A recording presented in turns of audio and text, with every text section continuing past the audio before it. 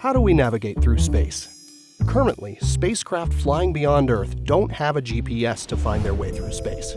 Navigators on Earth send a signal to the spacecraft, which receives it and sends it back. Extremely precise clocks on the ground, called atomic clocks, measure how long it takes the signal to make this two-way journey. The amount of time tells them how far away the spacecraft is and how fast it's going. The farther out in space the spacecraft is, the longer it takes to receive and send a signal. But what if humans are sent to another planet, like Mars?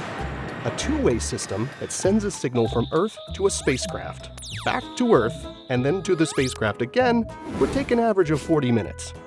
Imagine if the GPS on your phone took 40 minutes to calculate your position. You might miss your turn, or be several exits down the highway before it caught up with you.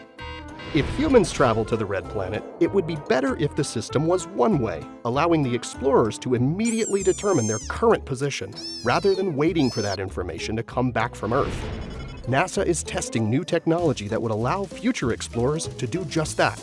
The Deep Space Atomic Clock is the first demonstration of an atomic clock that can be used for navigation in deep space.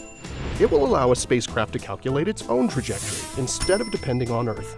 If a spacecraft had one of these clocks on board, it could receive a signal from one of those big antennas on Earth and quickly measure its speed and position.